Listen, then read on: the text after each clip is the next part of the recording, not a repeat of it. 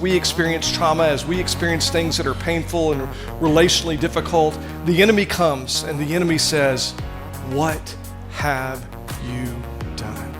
The enemy tries to make us think it was our fault. The enemy tries to implant beliefs into our head that are completely distorted. And the reality is, trauma has a bigger impact on us than we realize.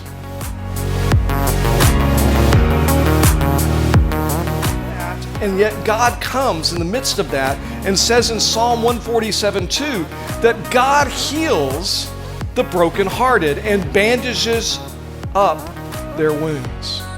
Now the truth is, the wounds that the psalmist is referring to there are not physical wounds. They're not visible wounds that we can see. They are heart wounds. And the brokenhearted, God cares deeply about. Did you know that you cannot outrun God? Did you know that if you try to run away from your problems, God loves you so much He will meet you on your way to wherever it is you're trying to go? Transform, because here's the thing.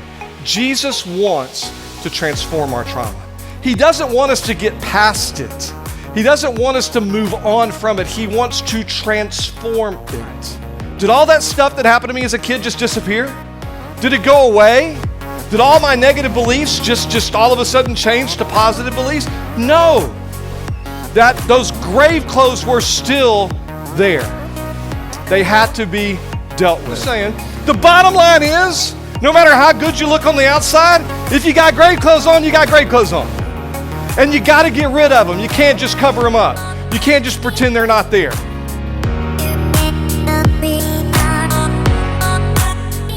Trauma is transformed by exposing it to the light. Write this down if you don't write anything else today, okay? Write this down. Secrecy kills.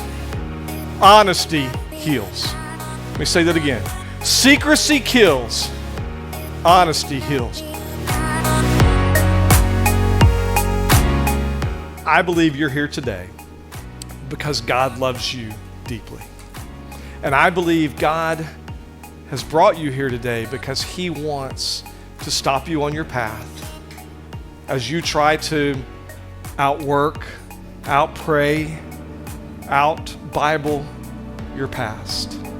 And God says, why won't you just come and let me transform your trauma?